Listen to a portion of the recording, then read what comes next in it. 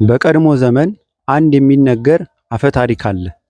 እግዚአብሔር ቅዱሳን መላእክትን ወደ ምድር ሂዱና እጅግ ውድ የሆነውን በዓለም የከበረውን ነገር ይዛችሁልኝ ኑ ብሎ ወደ ዓለም ላካቸው። ቅዱሳን መላእክትም ወደ የዓለም ተሰማሩ። አንዱ መልአክ ለገዛ ወንድሙ ለወዳጁ ሲል ራሱን አሳልፎ የሰጠውን የደሙን ጠብታ ይዞ መጣ። እግዚአብሔርም ያንን ተመለከተና የከበርከው መልአክ ሆይ እውነት ነው፣ ይህ በእኔ እጅግ የከበረና ውድ ነገር ነው፣ ግን በዓለም ላይ ካሉት ሁሉ የከበረ አይደለም ብሎ መለሰለት። ሌላው መልአክ ሌሎችን ለማዳን ስትወጣ ስትወርድ ራሷን ለሞት አሳልፋ የሰጠች በከባድ ደዌ ተይዛ የሞተች የዛችን የነርስ የመጨረሻ እስትንፋስ ይዞ መጣ። እግዚአብሔርም እውነት ነው፣ ይህ በእኔ ዘንድ በጣም ውድና የከበረ ነገር ነው፣ ነገር ግን ከዓለም ሁሉ የከበረ ይህ አይደለም ብሎ መለሰለት። አንዱ መልአክ በብልቃጥ እንባን ይዞ መጣ። ያ እንባ በንስሐ ሲያለቅስ የነበረ የአንድ ክርስቲያን እንባ ነበረ። እግዚአብሔርም ደስ በሚያሰኝ አነጋገር የከበርከው መልአክ ሆይ በዓለም ሁሉ ከከበሩ ነገሮች መካከል ይህ እንባ ነው አለው ብሎ አባቶቻችን በአፈ ታሪክ ይህንን ነግረውናል።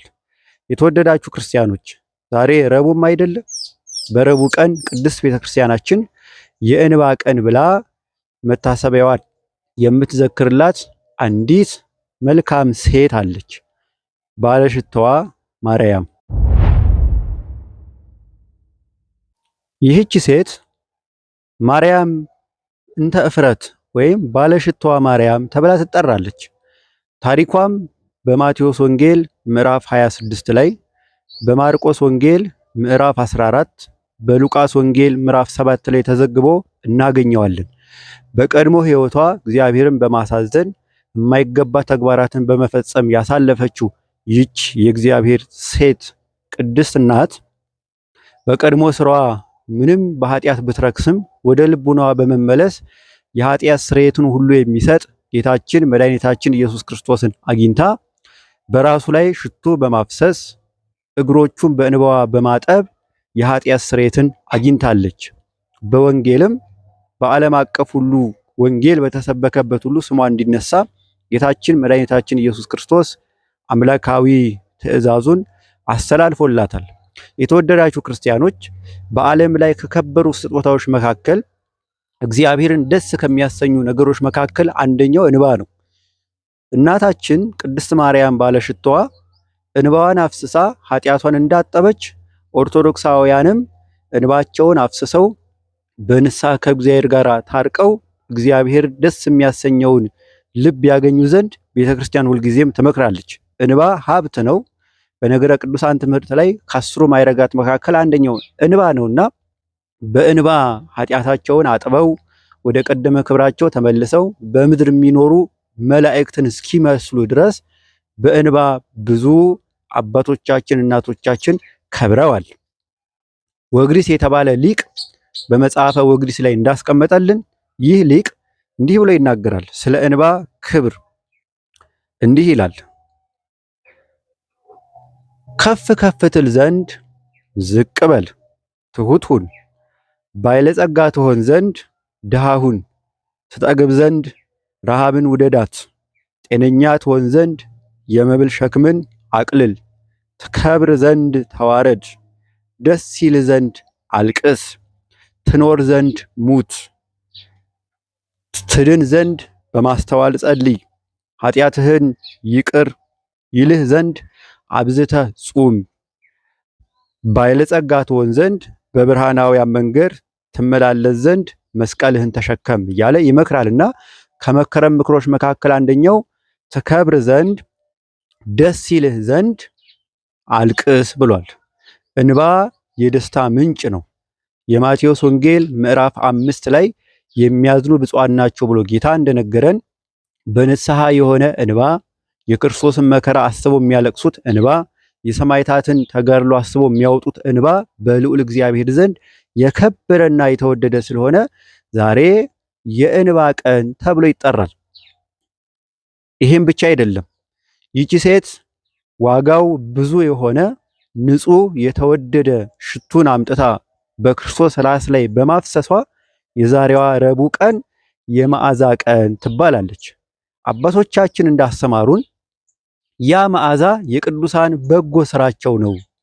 ሽቱ ለልብ ደስ እንዲያሰኝ ለአፍንጫ እንዲስማማ የቅዱሳን የተጋድሎ፣ የጾም፣ የጸሎት ለመንፈሳዊ ነገር የሚያደርጉት እያንዳንዱ ተግባር በእግዚአብሔር ዘንድ እንደ በጎ ሽቱ ይታያልና የመዓዛ ቀን ይባላል። ጌታችን መድኃኒታችን ኢየሱስ ክርስቶስም ይቺ ሴት ሽቱ አምጥታ በመቀባቷ በእንባዎቿ እግሮቹን በማጠቧ ከእግዚአብሔር ዘንድ ሞገስና ጸጋን ስርየተ ኃጢአትን አግኝታለች። ስለዚህ በቤተ ክርስቲያን በጎ ስራና በጎ አገልግሎት የተወደደና የተፈቀደ ነው። እንባ በቤተ ክርስቲያን ትልቅ ዋጋ ያለው ነው። ሰውን ዳግመኛ የሚወልድ ነው። ቅዱስ አትናቴዎስ በቅዳሴው ላይ በንስሐ የሆነ እንባ አንደኛው መወለጃችን እንደሆነ ነግሮናል እና በዚህ ወቅት ላይ የክርስቶስን መከራ እያሰቡ ማልቀስ፣ ኃጢአትን እያሰቡ መልቀስ ትልቅ ዋጋን ያሰጣል። ቅዱሳን አባቶቻችን እነ ዮሐንስ ወንጌላዊ ፊታቸውን በእንባ እያጠቡ የክርስቶስን መከራ እያሰቡ ዛሬም ድረስ ቁጹረ ገጽ የሚል ትልቅ የማይረግ ስምን ቤተክርስቲያን ሰጣቸው በዛ ሲከብሩበት ኖረዋል።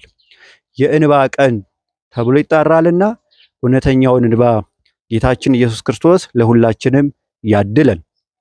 ይህ ብቻ አይደለም። ዛሬ መድኃኒታችን ኢየሱስ ክርስቶስን እንዴት አድርገው አሳልፈው እንደሚሰጡት አይሁድ ቁጭ ብለው የተማከሩበትና ምክራቸው የጸናበት ስለሆነ ምክረ አይሁድ ተብሎም ይጠራል። ለክፉ ሐሳብ ተሰብስበው ክፉ መክረው መድኃኒት ክርስቶስን አሳልፈው ለመስጠት ተሰብስበዋል። እኛ ኦርቶዶክሳውያን ከነዚህ እንማርና እነሱ ለክፉ ምክር ሲሰበሰቡ እኛ ለበጎ ምክር በመሰባሰብ እንዴት ንስሐ እንግባ፣ እንዴት እንታደግ፣ እንዴት በጎ እንስራ፣ እንዴት ክርስትናችን እናጠንቅር የሚል በጎ ስብስብ ብናደርግ የአይሁድ ተቃራኒ በመሆን ክርስቶስ በመካከላችን እንዲኖር ማድረግ ይቻለናልና የተወደዳችሁ ክርስቲያኖች የእንባ ቀን ተብሎ በሚጠራው ቀን ተሰብስበን የክርስቶስን መገረፍ፣ መተፋት፣ መከራ መቀበል እያሰቡ ማልቀስና ማንባት ያቺ ሴት በእንባዋ የኃጢአት ስርየትን እንዳገኘች እኛም ኃጢአታችን እያሰብን እንባችንን በማፍሰስ የኃጢአት ስርየትን ማግኘት በእስጢፋኖስ ዘመን የእስጢፋኖስ ሞት መከራው እንዴት እንደሆነ ባይመሯቸው እየመጣ ስለ እስጢፋኖስ አልቅሰው የእስጢፋኖስን በረከት እንደተቀበሉ ሰማዕታት ለቤተ ክርስቲያን የከፈሉትን ለክርስቶስ ስም ብለው የተቀበሉትን መከራ እያሰቡ ማንባት ማልቀስ በእግዚአብሔር ዘንድ እጅግ የተወደደ ነው።